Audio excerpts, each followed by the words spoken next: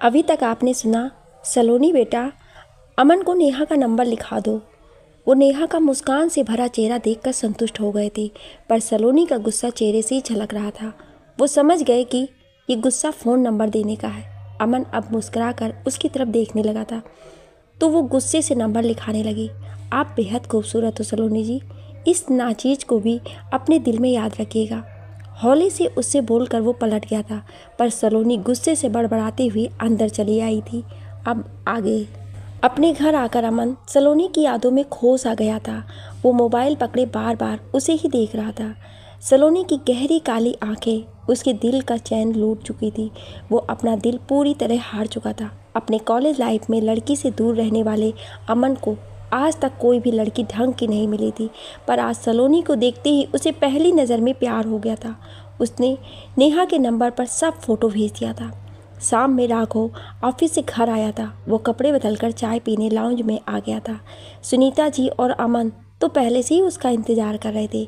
उसके आते ही अमन अपना फ़ोन लेकर राघव के पास बैठ गया था।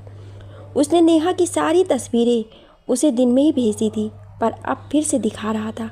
भाभी बहुत सुंदर है भैया, वो आपके साथ बहुत जचेंगी। अब जल्दी घर आने की आदत डाल लीजिए भैया, इतनी लेट से घर आओगे तो भाभी बेलन से पीटेंगी।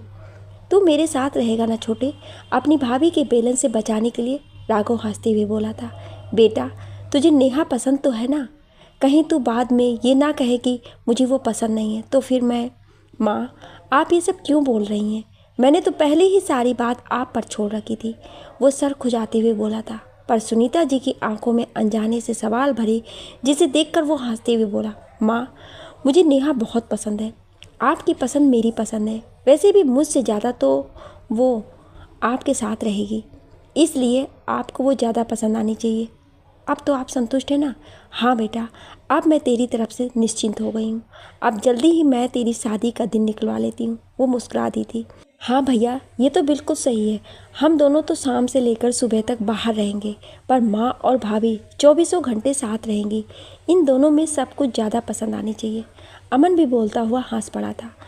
तुम दोनों हमेशा मेरी टांग खींचते रहते हो। सुनीता जी अपने दोनों बेटों का सर सहलाकर उठ गई थी।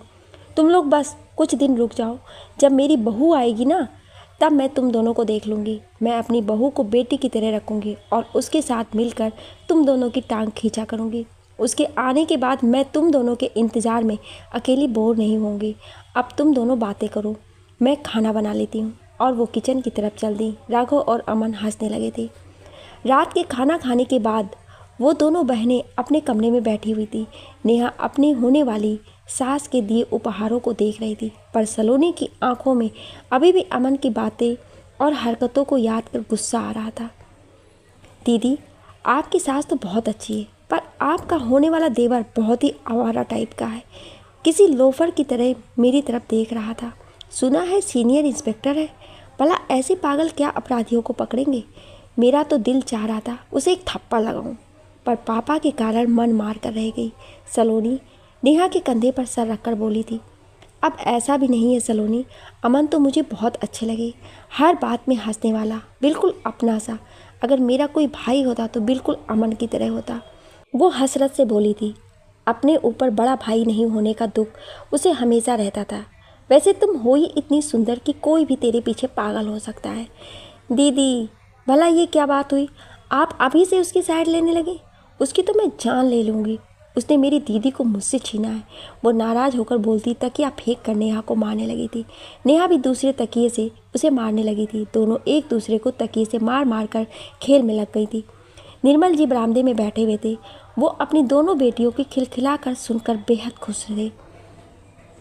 मेरी नेहा को इतना अच्छा ससुराल मिल रहा है, मैं बहुत खुश और पूरी तरह संतुष्ट हूँ।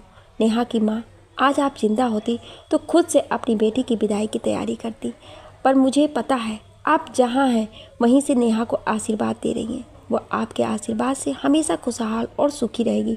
पूरी निश्चिंत होकर वो लेट गए थे। दिन बीतने लगा था। सुनीता जी ने पंडित जी से शादी का दिन तय कर निर्मल जी से बात कर ली थी। उन्हें भी कोई आपत्ति नहीं थी, इसलिए दोनों परिवार में धीरे धीरे शादी की तैयारियां शुरू हो गई थी। अमन से नेहा की रोज बात होने लगी थी। वो हमेशा उससे हंसी मजाक करता और राघव का नाम लेकर छेड़ता रहता। सलोनी, उन दोनों की बातें सुनकर मन ही मन चिढ़ने लगी थी। फिर उसने एक तरीका निकाला। अब जब भी अमन का फ़ोन आता तो वो अपने फ़ोन में ईयरफोन लगाकर गाने सुनने लगती थी। नेहा को उसकी इस बचकानी हरकत पर हंसी भी आ जाती, पर वो उसे कुछ नहीं कहती थी। एक दिन राघव अमन से नेहा का नंबर मांगने लगा था। उसने पहले तो राघव को बहुत तंग किया, फिर नंबर दे दिया था। अब राघव नेहा को फ़ोन लगाकर बात करने लगा था। पहले तो वो बहुत झिझकती रही, फिर शर्माती हुई बात करने लगी थी। राघव नेहा से मिलना चाहता था। उसने नेहा से कहा तो उसने ये कहकर हाथ खड़ा कर दिया कि ये बात आप तय कीजिए, मैं अपने पापा से अपने मिलने की बात नहीं पूछ सकती। अच्छा ठीक है, मैं ही कुछ रास्ता निकालता हूँ, वो मायूस होकर बोला और नेहा से उसकी पसंद वगैरह पूछने लगा था। फिर राघव ने अमन से मदद मांगी थी। वो तुरंत तैयार हो गया था। आखिर उसे भी सलोनी को देखना था। हाँ भैया, अभी चलते हैं। राघव को हंसी आ गई थी। तो पहले कुछ प्लान तो बना, फिर हम लोग संडे को जाएंगे। वैसे आज तुझे अपने थाने नहीं जाना, एक बार घड़ी तो देख। हे भगवान भैया, आप रोज़ मुझे देर करवा देते हैं। जा रहा हूँ मैं, समय मिलते ही फ़ोन करके भाभी से आपकी शिकायत लगाऊंगा। उनसे कहूँगा कि आकर जल्दी आपको संभालें और मुझे रोज़ की इस तरह लेट लतीफ़ी से बचा लें। अपना बैग और मोबाइल लेते हुए वो बाहर भागा था। राघव हंसते हुए अपनी तैयारी करने लगा था। वो एक सॉफ्टवेयर कंपनी का सीईओ था। अपने पापा के जाने के बाद उसने ही अपने भाई और माँ को संभाला था। उसका खुद का सपना पुलिस इंस्पेक्टर बनने का था, पर पापा के नहीं रहने से परिवार की माली हालत बिगड़ने लगी थी। ये देखकर उसने एक कंपनी में काम पकड़ लिया था। बॉस के साथ अच्छा काम करते रहने से आज वो अपने बॉस का चहेता बन बैठा और कुछ सालों बाद कंपनी का सीईओ बन चुका था। उसने अपने सपने को अमन की आंखों में बसा दिया, जिसका परिणाम वो आज एक सीनियर इंस्पेक्टर था। 4 दिन बाद रविवार आ गया था। अमन ने अपनी माँ को चुपके से राघव को नेहा से मिलाने की बात बता दी थी। उनको भी कोई ऐतराज नहीं था। अब दोनों भाई सज संवर कर नेहा से मिलने चल पड़े थे। अपने घर की लगातार बजती बेल सुनकर सलोनी गुस्से से गेट खोलने आई थी, पर अमन को देखकर चिहुक उठी थी। हेलो सलोनी जी, कैसी हैं आप? मुझे पहचाना? मैं अमन, आपकी दीदी का होने वाला देवर अमन, और ये है मेरे भैया राघव, आपके होने वाले जीजा जी। वो दांत निपोड़ते राघव से परिचय कराते बोला था। अरे जीजा जी, आप आइए ना। अमन की बातों से लाल भभूका हुई सलोनी राघव को पहचानकर खुश होती अंदर आने बोली थी। सबसे अच्छी बात सबसे अंत में बताने की आदत है आपकी क्या? कैसी हो सलोनी? नेहा से हमेशा तुम्हारी बात होती रहती है। राघव मुस्कुरा कर घर के अंदर आने लगा था। अरे कहाँ रह गई? दरवाजे पे कौन है सलोनी? नेहा देर होने पर उसे देखने आ गई थी। आप आ गए? वो शर्म से डूबी बोली और अंदर भाग गई थी। उसे पता था कि राघव उससे मिलने आएगा, पर इतनी जल्दी उसके आने की नेहा को उम्मीद नहीं थी। अरे भाभी, ये क्या बात हुई? मैं आया और आप भाग रही हैं? अमन माथे पर हाथ रखते हुए अंदर आया था। राघव मुस्कुराता सोफे पर बैठकर चारों तरफ देखने लगा था। नेहा को पहली बार अपने सामने देखकर उसे बेहद खुशी हुई थी। वैसे सलोनी जी, चाचा जी कहाँ हैं? मुझे उनसे बात करनी है। आप दोनों बैठिए, मैं पापा को बुलाती हूँ। सलोनी बोलती हुई अंदर चली गई थी। कुछ ही देर में निर्मल जी और वो दोनों बातों में व्यस्त हो गए थे। सलोनी उन दोनों के लिए नाश्ता और चाय लाई थी, पर नेहा बाहर नहीं आई। अच्छा बेटा, आप लोग बैठिए, मैं बाजार से कुछ सामान लेकर आता हूँ। निर्मल जी बोलते हुए उठ खड़े हुए थे। चाचा जी, आपको कहीं जाने की ज़रूरत नहीं है। मैं और भैया इधर से निकल रहे थे तो सोचा कि आपसे मिलता चलूं। आखिर आपको भी तो अपने दामाद को देखने की इच्छा होगी। इस बहाने मैं अपनी भाभी से मिलता चलूँगा। उनका हाथ पकड़कर वो बैठाते हुए बोला था। आपने बिल्कुल ठीक किया बेटा, ये आपका अपना ही घर है। चाचा जी, आज तो रविवार है, मैं चाहता था हम सब लोग फिल्म देखने चलें। इस बहाने थोड़ा घूमना भी हो जाएगा और भैया मेरी भाभी से उनकी कुछ पसंद नापसंद भी जान लेंगे। अमन बहुत हिम्मत करके बोला था। अरे बेटा, मैं बूढ़ा आदमी तुम जवानों के साथ कहाँ जाऊँगा, तुम लोग चले जाओ।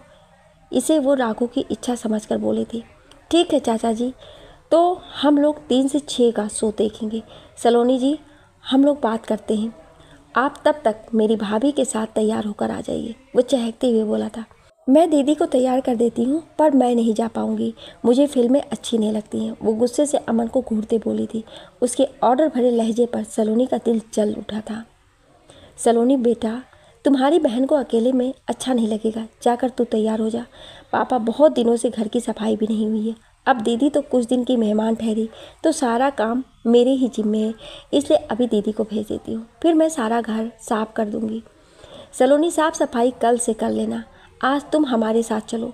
मेरी भी इच्छा है कि तुम अपनी दीदी के साथ रहो। उसकी बात सुनकर राघव को बीच में बोलना पड़ा था। सलोनी चुप हो गई थी। वो अपने पापा की तरफ देखने लगी थी, जो नाराज़ होकर उसे देख रहे थे। ठीक है जीजा जी, मैं आपकी बात मान लेती हूँ। आप लोग बातें कीजिए, मैं दीदी को लेकर आती हूँ। वो अमन की खिलती नज़रों को इग्नोर करती बोली और कमरे की तरफ चल पड़ी। अपने आवारा लोफर देवर को संभाल कर रखना दीदी, वरना उसके दांत तोड़ दूंगी। आज उसकी जिद की वजह से मुझे जाना पड़ रहा है। सलोनी अपनी भड़ास नेहा के पास निकालती तैयार होने लगी थी। बस बस, अब ज़्यादा फिलॉसफी मत झाड़। पापा ने कहा है ना, और वो भी तो बोले हैं। इसमें अमन बेचारे की जिद कहाँ से आती है?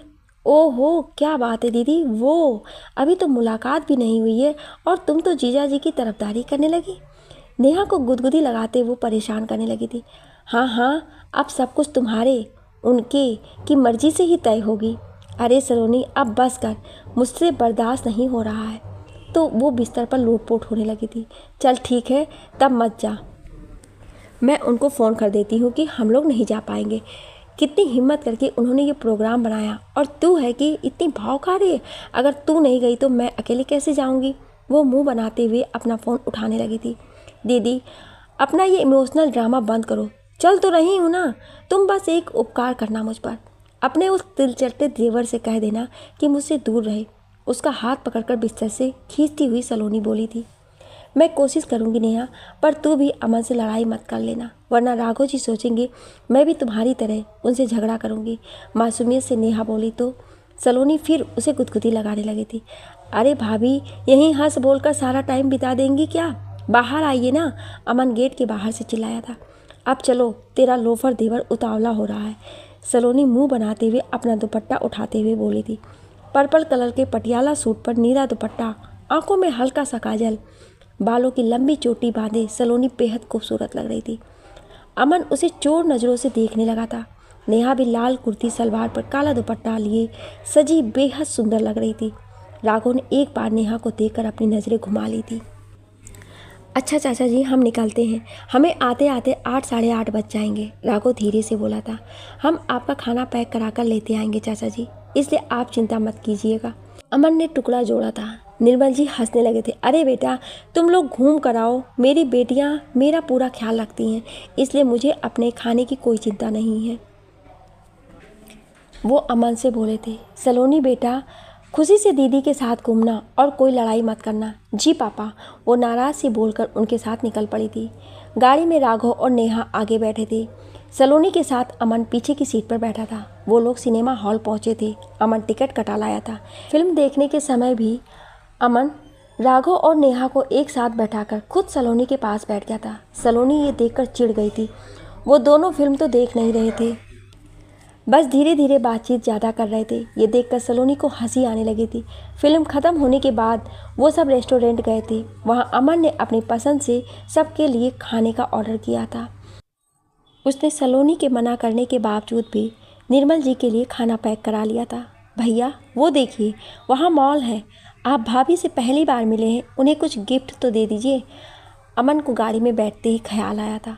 ये तो बिल्कुल सही बात है अमन, ठीक है, हम मॉल चलते हैं। वो गाड़ी घुमाने लगा था। मुझे गिफ्ट की ज़रूरत नहीं है राघव जी, प्लीज़ आप घर ले चलिए, हमें लेट होगी तो पापा को चिंता हो जाएगी। नेहा घबरा कर उसे मना करने लगी थी, पर वो मुस्कुरा कर उसकी बात नहीं माना और कुछ ही देर में वो चारों मॉल के अंदर खड़े थे। सलोनी, तुम अमन के साथ अपने लिए कुछ पसंद करो, तब तक मैं तुम्हारी दीदी को कुछ गिफ्ट पसंद करवाता हूँ। वो नेहा का हाथ थामकर मॉल के दूसरे सेक्शन की तरफ जाते हुए बोला था। अमन की तो निकल पड़ी थी, पर वो अपने बेताब दिल को शांत करता सलोनी के साथ घूमने लगा था। सलोनी गुस्से से भरी केवल यहाँ से वहाँ घूमती रही। वो कोई भी सामान देखती और अच्छा नहीं है बोलकर रख देती। अमन परेशान हो गया था। सलोनी जी, आप कुछ तो अपने लिए पसंद कर लीजिए, वरना भैया मुझसे सवाल करेंगे। बेचारा अमन हार कर बोल उठा था। मुझे कुछ नहीं चाहिए, मेरे पास सब कुछ है, वैसे भी मुझे कुछ पसंद नहीं आ रहा है।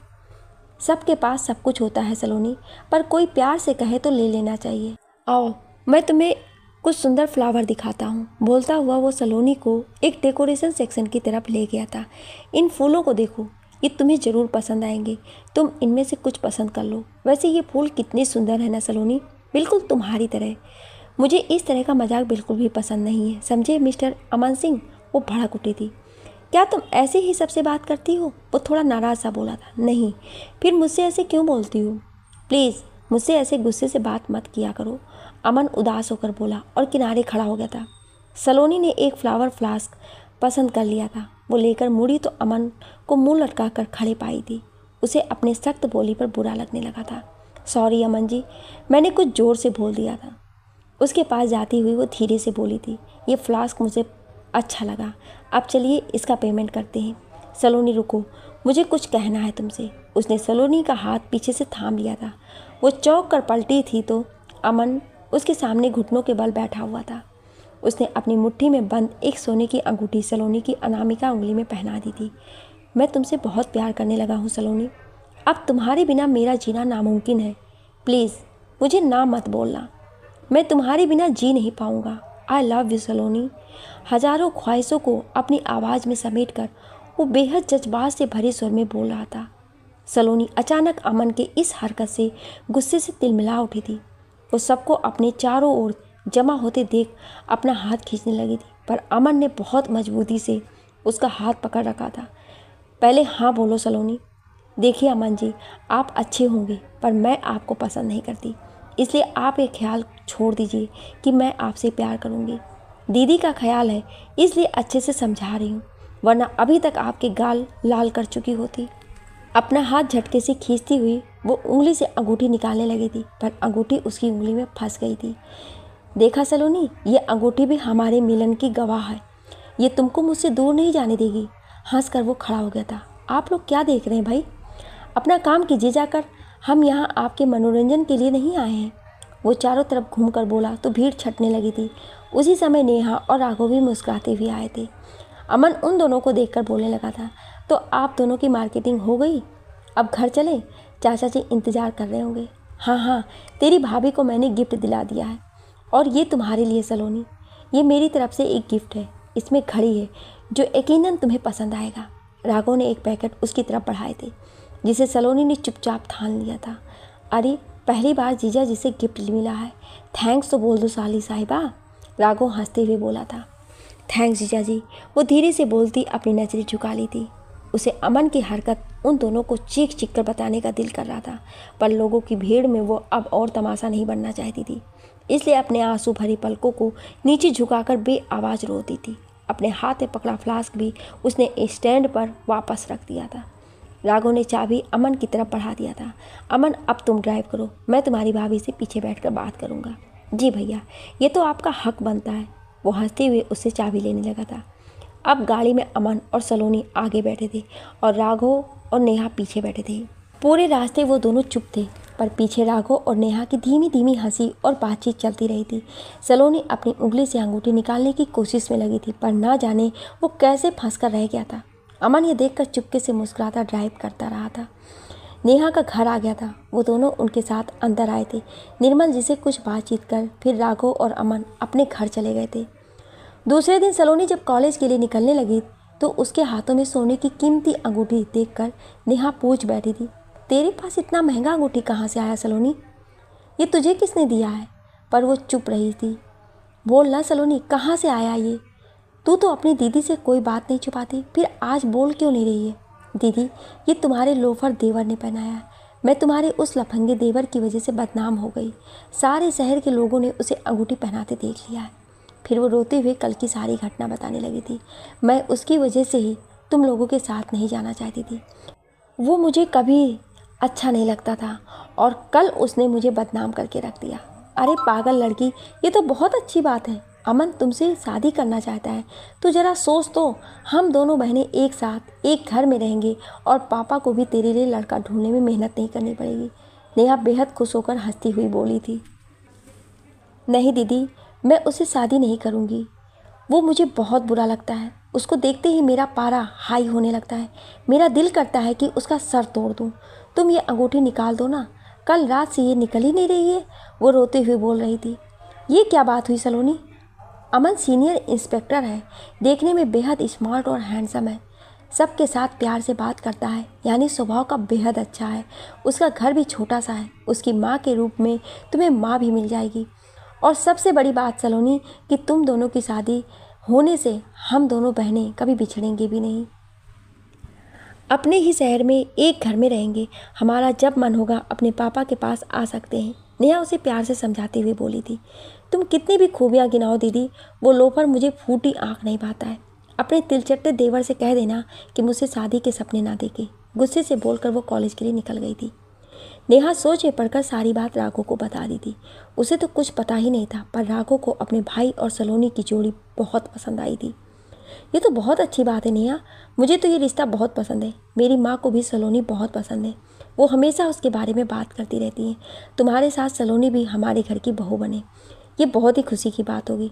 पर तुम इन दोनों की लव स्टोरी अभी चलने दो। अमन जब तक सलोनी को मना कर शादी के लिए तैयार करता है, तब तक तुम मुझ पर ध्यान दो। हमारी शादी के कुछ दिन बाद हम उन दोनों की भी शादी करा देंगे। धत, आप बहुत बेशर्म हो गए राघव जी। उनकी बातों में हमारी बात कहाँ से आ गई? वो शर्मा गई थी। अरे बात तो हमारी ही है नेहा, बीच में तो वो दोनों आ रहे हैं। इसलिए मैं चाहता हूँ अभी उन दोनों को भूलकर तुम सिर्फ मुझे सोचा करो। वो हंसकर उसे छेड़ने लगा था। फिर इसमें बेशर्मी कैसी? हमारी शादी जल्द ही होने वाली है, फिर हमारा प्यार शुरू होगा, फिर बच्चे होंगे। बस बस हो गया, अब मैं फ़ोन रखती हूँ, मुझे बहुत काम करने हैं। बोलती हुई वो फ़ोन काट दी थी। चलो, अमन को सलोनी पसंद आ गई। अब अपनी शादी से निपट लूँ, फिर इन दोनों को देखता हूँ। राघव मुस्कुराता हुआ अपनी फाइल पर झुक गया था। शादी की तैयारियों के बीच एक दिन अमन नेहा से मिलने चला आया था। निर्मल जी बैंक के काम से निकल रहे थे। वो नेहा को अमन की खातिरदारी करने और अमन से उनके आने तक रुकने बोलकर चले गए थे। नेहा ने उसे चाय नाश्ता कराया था। भाभी, एक बार सलोनी को बुलाइए ना, मुझे उससे बात करनी है। मैं मानता हूँ कि उस दिन मैंने जल्दबाजी में उसे बीच मॉल में अंगूठी पहना बैठा, पर भाभी आप तो जानती हैं ना कि मैं उससे बेइंतहा मोहब्बत करता हूँ। मुझे उससे बात करके अपने प्यार का एहसास दिलाना है। अमन जी, वो तो बहुत गुस्से में है, फिर भी आपकी खातिर मैं एक बार कोशिश करती हूँ। वो हौले से मुस्कुराकर उसके कमरे में गई थी। सलोनी, उठकर बाहर चलो, अमन आया है, वो तुझसे मिलना चाहते हैं। देखो दीदी, वो तुम्हारा देवर है, तुम जाकर उससे बात करो। मेरा तुम्हारे लोफर देवर से कोई रिश्ता नहीं है, इसलिए प्लीज़ मुझे परेशान मत करो, मैं बाहर नहीं आऊँगी। वो गुस्से से बोलकर अपना मुंह ढककर सो गई थी। कुछ देर पहले ही वो कितनी खुशी से अपने पापा के साथ शादी के खर्च की लिस्ट बना रही थी, पर अमन को देखते ही वो अपने कमरे में बंद हो गई थी। नेहा मायूस होकर बाहर आई थी। अमन जी, वो नहीं आएगी, मैंने बताया था ना कि वो बहुत गुस्से में है। मैंने बहुत समझाया, पर वो उसे सलोनी के व्यवहार से बहुत बुरा लग रहा था। उस रात के दूसरे दिन ही अमन ने नेहा को अपनी सारी हरकत बता दी थी और अपनी बेइंतहा चाहत के बारे में भी बता दिया था। कोई बात नहीं भाभी, आप शर्मिंदा मत होइए, अब मैं चलता हूँ, अब आपसे शादी में मिलूँगा। वो फीकी हंसी के साथ उठ खड़ा हुआ था। नेहा उसके साथ बाहर तक आई थी। भाभी, मुझे सलोनी का नंबर दे दीजिए, मैं बात करके उसे मना लूँगा। वो मुझसे नाराज़ है, पर बहुत जल्दी मेरी चाहत को पहचान लेगी। नेहा अमन की फरमाइश पर कुछ देर सोच में पड़ गई थी, फिर बोली, अमन जी, अगर उसे पता चला कि मैंने आपको उसका नंबर दिया है तो मुझसे भी नाराज़ हो जाएगी। इस बात की टेंशन आप मत लीजिए भाभी, मैं भैया का नाम बोल दूंगा। आपकी इस नक्सड़ी बहन को बहुत जल्द अपना ना बनाया तो अपने देवर का नाम बदल दीजिएगा। वो हंसकर बोला था। थोड़ी मुश्किल होगी देवर जी, वो बहुत जिद्दी है, एक बार जो ठान लेती है वही करती है। वो पहले दिन से आपको लोफर समझ बैठी है, इसलिए आपसे और ज़्यादा गुस्से में रहती है। फिर आपने बहुत जल्दी से उसे अंगूठी पहनाकर थोड़ी गलती कर दी। वो हौले से बोली थी। आप अपने भैया को या मुझे ही अपनी पसंद बता सकते थे, जिससे आपका काम बन जाता, पर अब तो वो नाराज़ है। आपने मुझे पहचाना नहीं भाभी, इसीलिए ऐसा कह रही हैं। मैं मानता हूँ कि मुझे वाकई में गलती हुई है, पर मैं भी क्या करता भाभी। आपकी बहन इतनी खूबसूरत है कि मैं पहली नज़र में ही उस पर मर मिटा था। अब गलती तो कर चुका हूँ, पर इसे मैं ही ठीक ही करूँगा। उसके दिल की सारी गलतफहमी दूर करके उसे अपने प्यार का एहसास कराकर ही मानूंगा। वो हंसकर बोला था। नेहा उसे बहुत गौर से देख रही थी। वो इंस्पेक्टर की यूनिफॉर्म में बेहद हैंडसम लग रहा था। भगवान आपकी सारी बात सच करे अमन जी, अपनी जिद्दी बहन के लिए मुझे आप बेहद पसंद है। मैं ईश्वर से आप दोनों के मिलने की दुआ करूंगी। अभी तो आप नंबर लिख लीजिए। वो हंसकर उसे नंबर लिखाने लगी थी। भाभी, आप तो मेरे घर आ ही रही हैं। मुझे और मेरी जिद को भी जल्द ही पहचान जाइएगा। आपकी बहन जिद्दी है तो मैं उससे 4 गुना ज़्यादा जिद्दी हूँ। मैं इंस्पेक्टर हूँ भाभी। मेरा रोज़ एक से एक जिद्दी और अड़ियल लोगों से पाला पड़ता है। मैं जिस चीज़ के पीछे पड़ जाऊँ उसे पाकर ही रहता हूँ। फिर आपकी बहन क्या चीज़ है? आपकी कम अक्ल बहन ने मेरे बारे में जो गलत धारणा बना ली है उसे जल्दी ही मैं तोड़ दूँगा। सलोनी को अपने प्यार में इतना डुबा दूँगा कि वो खुद मुझसे शादी करने के लिए खुद ही मान जाएगी। अब आप अंदर जाइए, मैं चलता हूँ। चाचा जी को बोल दीजिएगा मुझे देर हो रही थी, उनसे फिर कभी आकर मिल लूँगा। वो मुस्कुराकर बोला और हाथ हिलाता हुआ अपनी गाड़ी में जा बैठा था। नेहा उदास होकर अंदर आ गई थी। अमन अपने थाने आकर कुछ ज़रूर फाइल चेक करने के लिए बाद सलोनी के नंबर पर हाय लिखकर सेंड कर दिया था, पर वो कोई रिप्लाई नहीं दी थी। अमन उस दिन के लिए उसे खूब सारी सॉरी वाले इमोजी भेजकर माफ़ी मांगने लगा था, पर वो गुस्से में अपना डाटा ही ऑफ कर ली थी। बेटा अमन, जिसे तुमने पसंद किया है वो तीखी लाल मिर्च है। तुम्हारे इन छोटे छोटे कारनामों से वो शांत नहीं होने वाली है। अब तुझे कुछ बड़ा सोचना होगा। मन में सोचता हुआ वो मुस्कुराने लगा था। दूसरे दिन सलोनी कॉलेज गई थी। कॉलेज में फाइनल एग्ज़ाम होने वाले थे तो उसे कुछ पेपर्स तैयार करवाने थे। वो वापसी में अपनी उंगली में अटकी अमन का पहनाया अंगूठी ज्वेलर्स की दुकान में जाकर कटवा ली थी। आपकी आस की भी ऐसे ही काट कर फेंक दूंगी अमन सिंह। आप मुझे बिल्कुल अच्छे नहीं लगते। दीदी और जीजा जी का ख्याल है, वरना आपसे बात भी ना करूं मैं। प्यार तो बहुत दूर की बात है। ऑटो में बैठी वो सोचती हुई घर आई थी। नेहा किचन में खाना बना रही थी। सलोनी आ गई तू? कपड़े बदल ले, पापा को मैंने खाना खिला दिया है, अब हम दोनों एक साथ ही खा लेते हैं। वो प्यार से पास आती हुई बोली थी। ठीक है दीदी, तुम खाना निकालो, मैं तुरंत आती हूँ। अच्छा दीदी रुको, तुम्हारे लिए कुछ है मेरे पास। अपने बैग से वो पाउच में रखी कटी अंगूठी उसे निकाल कर थमा दी। ये अपने पास रख लो, जब तुम्हारा लोफर देवर मिले तो उसे दे देना। और हाँ दीदी, जब भी उससे बात हो तो बोल देना कि वो मुझे सॉरी वाले इमोजी भेजकर कुछ नहीं होने वाला है।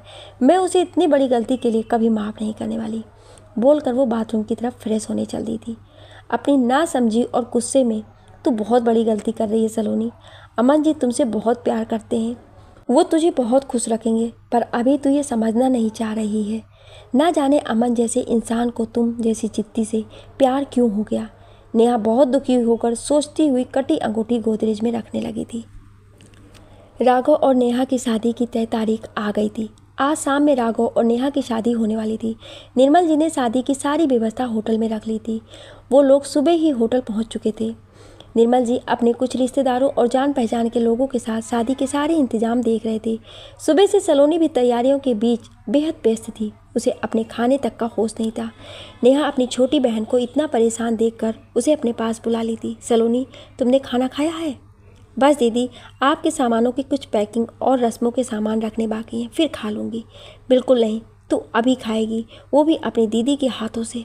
वो एक लड़की को खाना लाने बोली और सलोनी को अपने पास बैठा ली थी। फिर कुछ देर बाद नेहा उसे अपने हाथों से खाना खिला रही थी।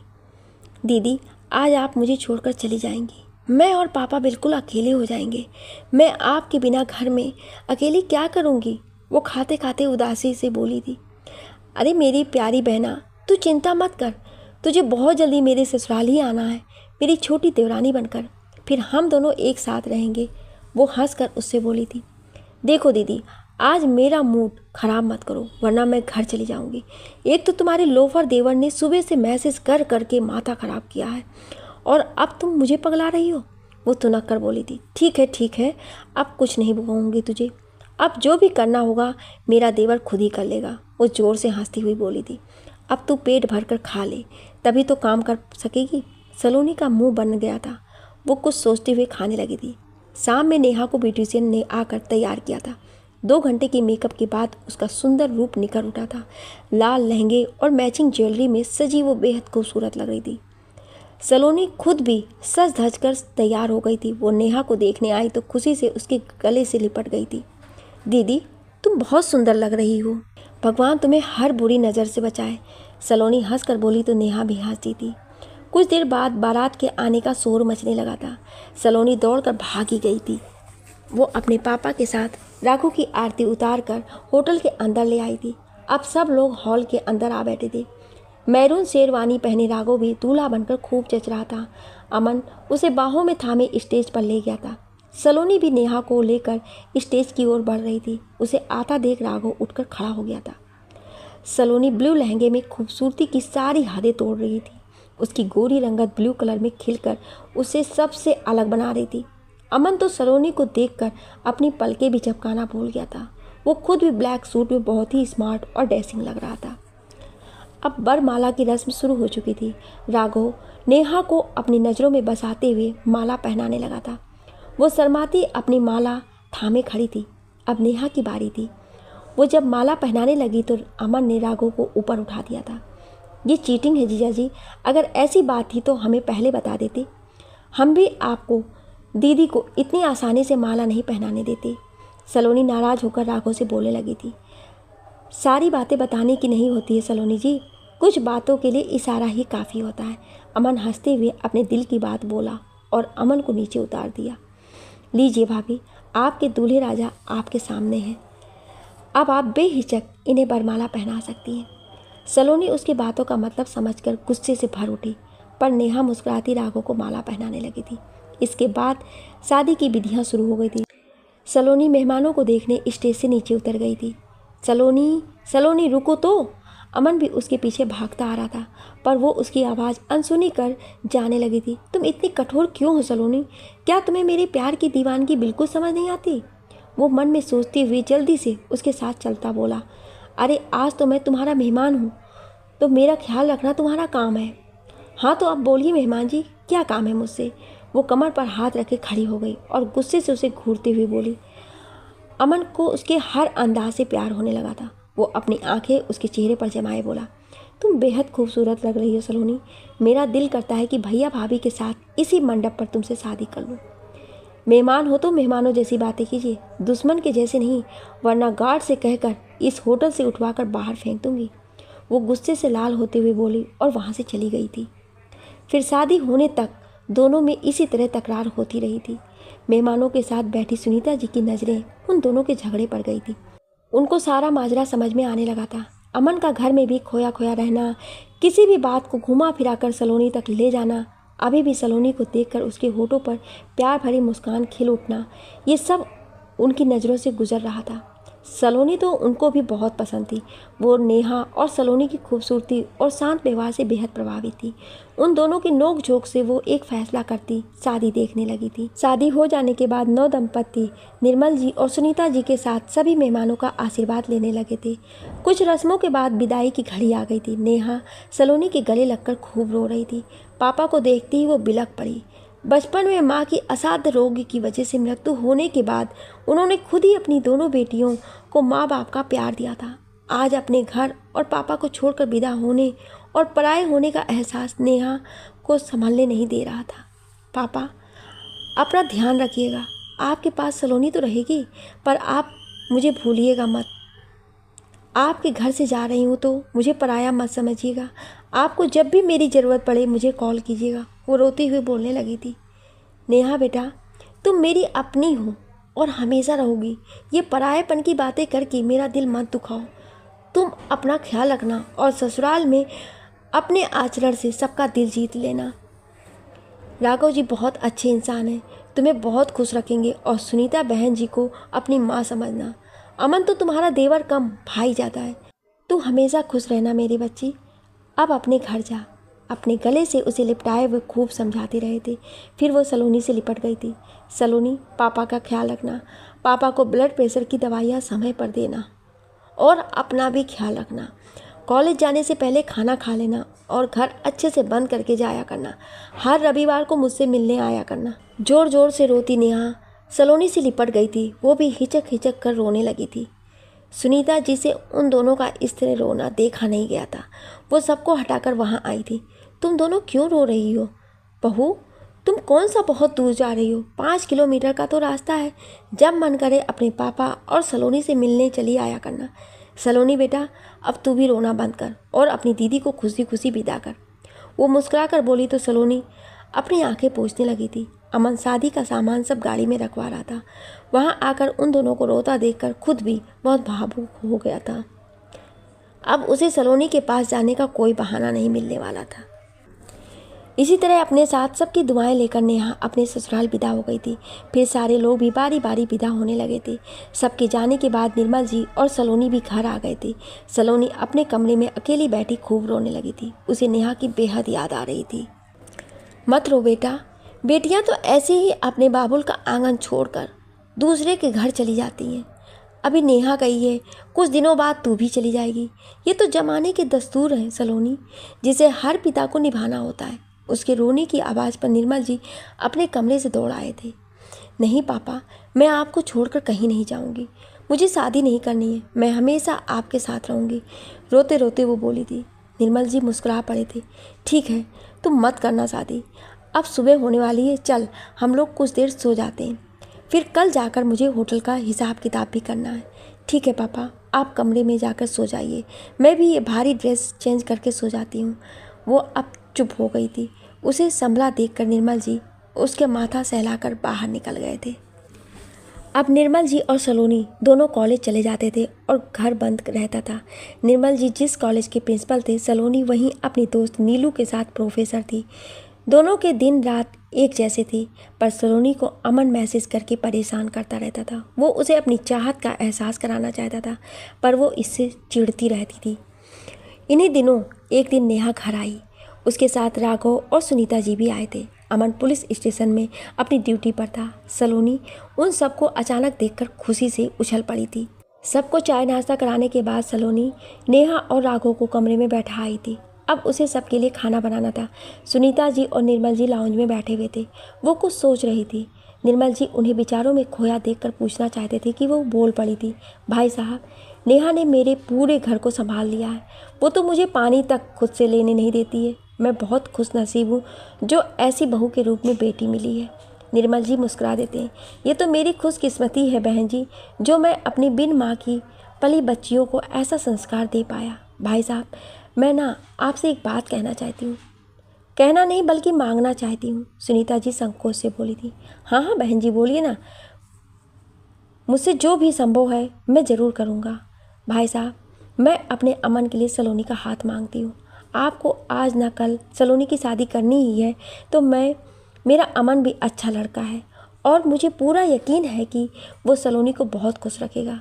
उसने इशारों इशारों में मुझे बता दिया है कि वो सलोनी से प्रेम करता है। आपकी दोनों बेटियां एक ही जगह रहेंगी तो आप भी निश्चिंत रहेंगे।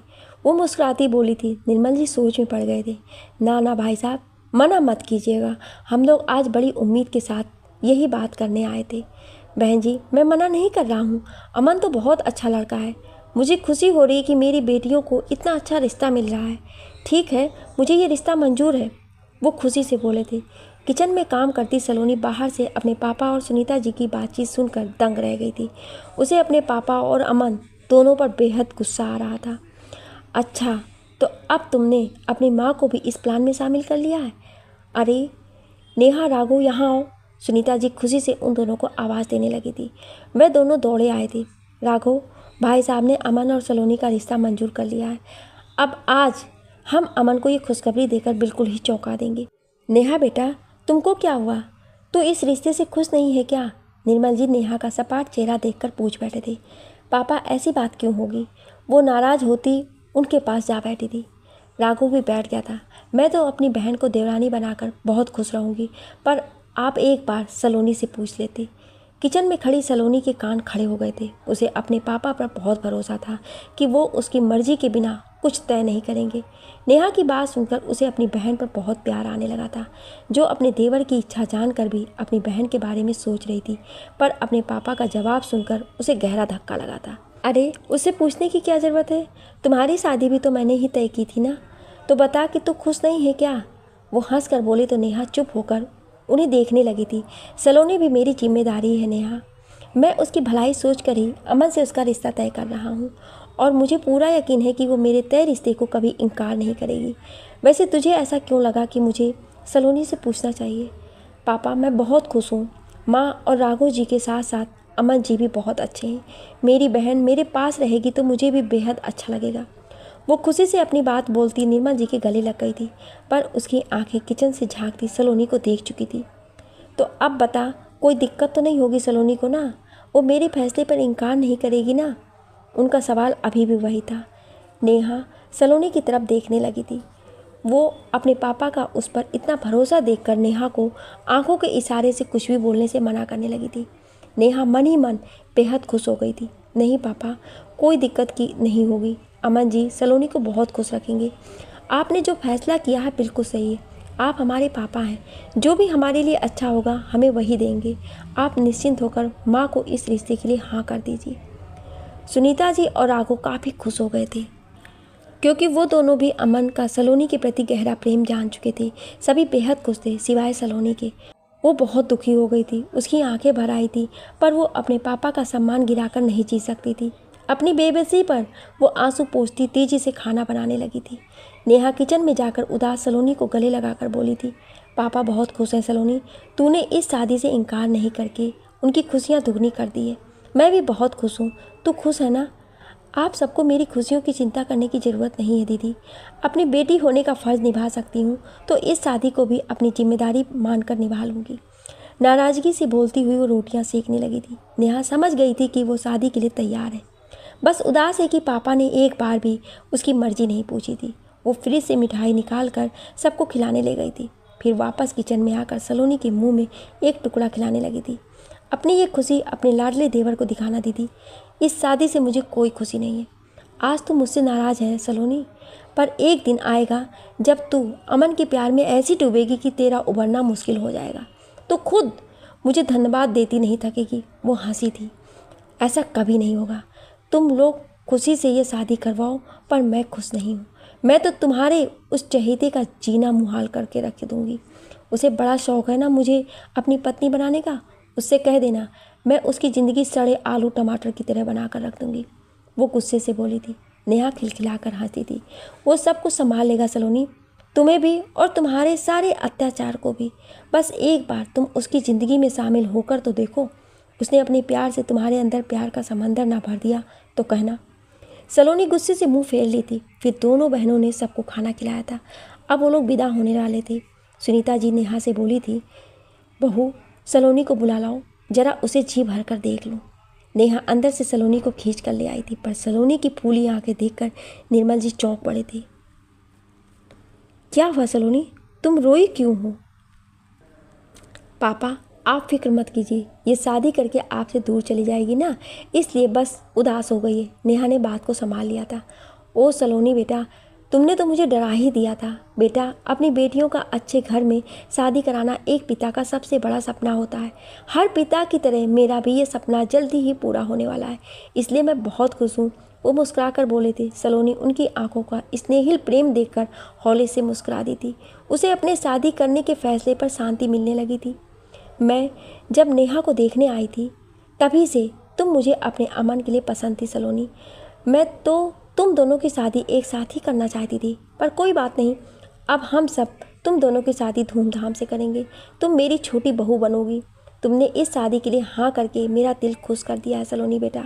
मेरा प्यार हमेशा तुम दोनों बहनों के साथ रहेगा। सुनीता जी हंसकर बोली और उसका माथा चूम ली थी। ठीक है भाई साहब, अब हम लोग चलते हैं। जल्दी ही सगाई की रस्म कर लेंगे, फिर शादी कुछ दिनों के बाद करेंगे। ठीक है बहन जी, आप जैसा सोचें, मुझे मंजूर है। वो हंसकर बोले थे। नेहा अपने पापा और सलोनी से गले मिलकर भावुक होने लगी थी। राघव ने उन्हें प्रणाम किया और सलोनी का सर सहलाकर वो लोग लौट गए थे। तुमने अपनी जिद पूरी करने की ठान रखी है ना अमन सिंह, पर मैं तुम्हें कभी खुश नहीं होने दूंगी। अपने पापा को खुश देखने की खातिर मैं तुम्हारी ज़िंदगी में शामिल होने जा रही हूँ, पर तुम्हारे सारे ख्वाब और सारे सपने को तुम्हारी आंखों से नोच कर ना फेंक दिया तो मेरा नाम भी सलोनी नहीं। कमरे में बैठी वो बेहद गुस्से से सोचे जा रही थी। अमन शाम में घर आया था। वो तीनों उसके इंतज़ार में ही लाउंज में बैठे थे। उसे देखते ही नेहा चाय बनाने के लिए उठ खड़ी हुई थी। देवर जी मुंह हाथ धोकर आइए, आपके लिए एक बहुत बड़ी खुशखबरी है। हुर्रे, मैं चाचू बनने वाला हूँ। बच्चों की तरह चिल्लाता वह उछलने लगा था। नहीं नहीं, ऐसी बात नहीं है देवर जी, ये कुछ दूसरी बात है। नेहा शर्माती सी बोली थी। राघव ने बड़े प्यार से उसके गालों पर आने वाली लाली को देखा था। अरे तू पहले फ्रेश होकर आ तो सही, बहू चाय के साथ मिठाई भी ले आना। सुनीता जी हंसकर बोली थी। ठीक है माँ जी, मैं अभी आई। बोलती हुई वो किचन में चली गई थी। अमन भी अपने कमरे की तरफ चल पड़ा था। कुछ ही देर में वो फ्रेश होकर आ गया था। हाँ तो भाभी, आप बताइए कौन सी ऐसी खुशखबरी है, अब मुझसे सब्र नहीं हो रहा है। नेहा मुस्कुरा कर राघव और सुनीता जी को नाश्ते की प्लेट पकड़ाती हुई बोली थी, मेरे पापा ने सलोनी की शादी तय कर दी है देवर जी। अब जल्दी ही उसकी मंगनी होने वाली है।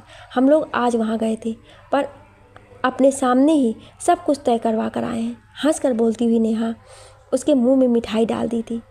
अमन के कान सुन्न पड़ गए थे। उसने अपने मुंह की मिठाई प्लेट में उगल दी और बड़ी मुश्किल से बोल पाया था, भाभी आप ये क्या कह रही हैं? आप तो सब बात जानती हैं ना, आपने उन्हें रोका नहीं। सुनीता जी और राघव मुस्कुराने लगे थे। अमन की हालत अब रोया तब रोया जैसी हो गई थी। नेहा को उस पर बहुत तरस आने लगा था। अब वो उसे परेशान करना छोड़कर हंसते हुए बोले, देवर जी आप ये शोक मनाना छोड़ दीजिए, क्योंकि मेरी सलोनी की शादी आपसे ही तय हुई है। मेरी बहन के होने वाले हस्बैंड आपको अपना प्यार और खुशी मुबारक हो। क्या सच में भाभी? वो खुशी से चीख पड़ा था। नेहा उसका सर सहलाकर मुस्कुराती थी। अमन ने उठकर अपनी माँ का हाथ पकड़ लिया और उसकी गोद में सर रखता बोला, बोलिए ना माँ, भाभी सच बोल रही है ना, या फिर से कोई मजाक कर रही हैं? प्लीज़ बोलिए ना, अब मुझसे बर्दाश्त नहीं हो रहा। हाँ मेरे बच्चे, तुम्हारी भाभी 100% सच बोल रही हैं। राघव की शादी में ही मैंने तुम्हारी आंखों में सलोनी के लिए प्यार देख लिया था।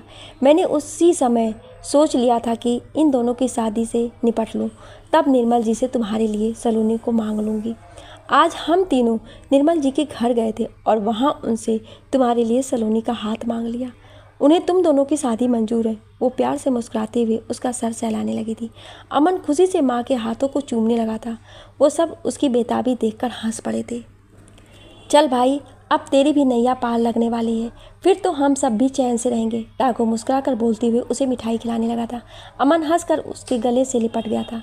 रात में सब खाना खाकर सोने गए थे। अमन को खुशी से नींद नहीं आ रही थी। उसे अभी भी यकीन नहीं हो रहा था कि सलोनी ने उसे शादी के लिए हाँ कर दी है। वो सलोनी से बात करने के लिए बेचैन हो उठा और उसे फ़ोन लगाने लगा, पर वो बार बार उसका फ़ोन काट रही थी। अमन इसे सलोनी की शर्म समझकर लगातार कॉल करने लगा था। सलोनी ने तंग आकर कॉल रिसीव कर ली थी, पर उसके शब्द थे या आग के गोले जिसने अमन के कान के साथ दिल को भी जलाकर रख दिया था। कर ली ना आपने अपने मन की इच्छा पूरी। अपने घर वालों के द्वारा मुझे मजबूर करके शादी करने का अच्छा तरीका सोचा है आपने, पर आप मेरी एक बात हमेशा याद रखिएगा, मैं आपसे प्यार नहीं करती। ये ज़बरदस्ती की शादी आपको बहुत भारी पड़ेगी मिस्टर अमन सिंह। अपनी ज़िंदगी को तबाह करने के लिए दिल से तैयार रहिएगा। गुस्से से बोलती हुई वो फ़ोन काट दी थी। चलो गुस्से में ही सही, पर शादी के लिए तुम तैयार तो हो ही चुकी हो। वो फ़ोन में उसकी तस्वीर देखते हुए मुस्कुरा उठा था। मैं अपने बेइंतहा प्यार से तुम्हारा दिल जीत लूँगा सलोनी, और फिर तुम भी मेरे प्यार में पड़कर अपना सारा गुस्सा भूल जाओगी। दूसरे दिन अमन सुबह सुबह ही सलोनी के घर पर जा धमका था। अभी निर्मल जी मॉर्निंग वॉक करने गए थे। वो बेल बजाने लगा था। घर के अंदर से सलोनी आई और गेट खोलकर उसे देखते ही बंद करने लगी थी, पर अमन ने जल्दी से दरवाजे को पकड़ लिया था। उसने सलोनी को गेट बंद नहीं करने दिया और अंदर घुसने लगा था। पापा घर में नहीं है, आप बाद में आइएगा, वो निरूठेपन से बोल पड़ी थी। मैं तुमसे मिलने आया हूँ सलोनी, चाचा जी से तो मैं कभी भी मिल सकता हूँ। दरवाज़ा धकेलते हुए वो बोला और अंदर आ गया था। सलोनी मुंह बनाकर वहीं खड़ी रही थी। वो बेमुरब्बत लड़की अपने इस होने वाले शौहर से कुछ चाय पानी ही तो पूछ लो। मैं बेचारा सुबह सुबह भूखा प्यासा तुमसे मिलने आया और तुम हो कि मुझसे एक गिलास पानी भी नहीं पूछ रही हो। अमन मुस्कुराता लाउंज के सोफे पर जाकर बैठ गया और उससे चिल्ला कर बोलने लगा था। वो गुस्से से गेट के पास से अंदर आई थी और उसे घूर कर वो किचन से पानी का जग लाकर जोर से उसके सामने टेबल पर पटकती बोली थी, मेरे घर में दूध नहीं है जो आपका चाय से स्वागत करूं। पानी है, पी लीजिए, और चाय अपने घर में अपनी प्यारी भाभी के हाथों से जाकर पी लीजिएगा। अमन खिलखिलाकर हंस पड़ा था। सलोनी की बड़ी बड़ी आंखें गुस्से से फैलकर बेहद खूबसूरत हो गई थी, जिस पर अमन की निगाह थमकर रह गई थी। तुम्हारे हाथों से तो मैं जहर भी खुशी खुशी पी लूँगा सलोनी। बिना दूध की चाय पीना कौन सी बड़ी बात है। तुम मेरे लिए काली चाय बना दो। नहीं, मेरे पास इतना टाइम नहीं है, मुझे कॉलेज जाने की तैयारी करनी है। अब आप यहाँ से जाइए। अपनी नज़रें फेर कर सलोनी दरवाजे की ओर इशारा करने लगी थी। आखिर तुम मुझसे इतना चिढ़ती क्यों हो सलोनी? मुझ में ऐसी क्या खराबी देखी है तुमने जो मुझसे शादी करने से खुश नहीं हो? क्या तुम किसी और को पसंद करती हो? यदि ऐसा है तो साफ साफ बोलो, मैं कभी तुम्हारे रास्ते कभी नहीं आऊँगा। अमन उठकर उसका हाथ अपनी तरफ खींचते हुए बोला था। सलोनी सीधे उसके सीने से आ टकराई थी। कोई कमी या खराबी नहीं है आप में, और ना ही मैं किसी को पसंद करती हूँ, पर आप में मुझे अपना जीवन साथी नहीं दिखता है। पापा का मान रखने के लिए मैं आपसे शादी तो कर लूँगी, पर आप मुझसे कोई उम्मीद मत रखिएगा। मैं आपको कभी कोई खुशी नहीं दूँगी, उल्टे आपकी ज़िंदगी जहर। यदि ऐसी बात है तो सलोनी, तो जैसी तुम्हारी पसंद है मुझे बताओ, मैं खुद को तुम्हारी पसंद में ढाल लूँगा, पर मुझसे दूर जाने की बात मत करो। मैं तुमसे बहुत प्यार करता हूँ और अब तुम्हारे बिना नहीं जी सकता। सलोनी के मुंह पर हाथ रखकर उसने आगे बोलने से रोक दिया था। उसी समय दरवाजे पर दस्तक होने लगी थी। सलोनी घबराकर उसे धकेल दी थी। लगता है पापा आ गए हैं, आप यहीं बैठिए, अमन से बोलती हुई वो तेजी से जाकर गेट खोलने लगी थी। निर्मल जी लाउंज में आए तो अमन को देखकर खुशी से भर उठे। अमन ने उन्हें प्रणाम किया था। अरे बेटा, तुम कब आए? वो हंसकर बोल पड़े थे। अभी अभी आया हूँ चाचा जी, इधर से गुजर रहा था तो सोचा आपसे मिलता चलूँ। हाँ बेटा, कभी कभी इस बूढ़े की भी खबर जान लेगा करो। मेरी एक बेटी को तो तुम लोग ले गए, अब कुछ दिनों बाद दूसरी बेटी को भी ले जाओगे। मैं तो बिल्कुल अकेला रह जाऊँगा। निर्मल जी थोड़ा मुस्कुराकर बोले थे। सलोनी वहाँ से निकलकर किचन में चली गई थी। उसने चाय और बिस्किट लाकर उनके सामने रख दिया था। अरे चाचा जी, आप तो अभी भी इतने जवान हैं कि अच्छे अच्छों की पटकनी दे सकते हैं। अमन मुस्कुराते हुए सलोनी पर एक नज़र डालकर अपनी चाय उठा चुका था, मानो उसे जता रहा हो कि तुम्हारे झूठ को भी मैं पहले से जानता था।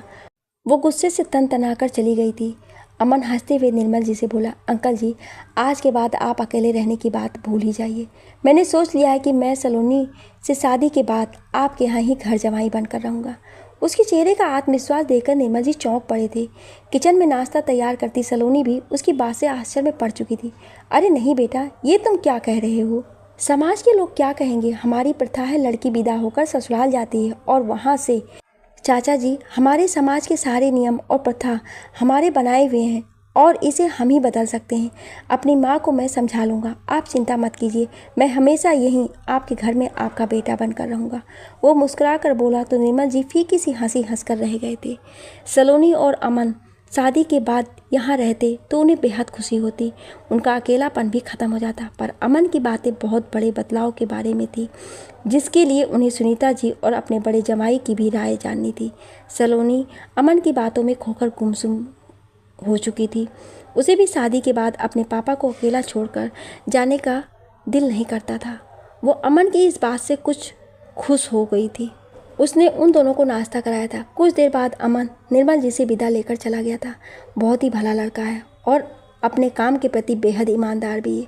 इसकी ईमानदारी की खबरें अक्सर अखबारों में आती रहती हैं। उसके जाने के बाद निर्मल जी सलोनी से बोल रहे थे, तुम इस शादी से खुश तो हो ना बेटा? हाँ पापा, मैं बहुत खुश हूँ। अब चलिए, आप जाकर जल्दी से तैयार हो जाइए, वरना हम कॉलेज के लिए लेट हो जाएंगे। वो हौले से मुस्कुराकर बोली और अपना नाश्ता करने लगी थी। निर्मल जी उठ खड़े हुए थे।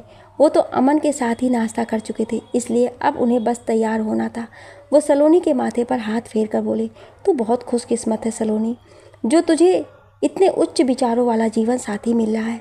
अमन तुझे बहुत खुश रखेगा। सलोनी सर झुकाए नाश्ता करती सोच में डूबी गई थी। आज अमन की बातों से उसके दिल में बनी नफरत की दीवार में एक हल्की सी दरार पड़ गई थी। क्या आप इस कहानी का अगला भाग सुनना चाहते हैं? तो कमेंट में यस या नो जरूर लिखिएगा। Thank you.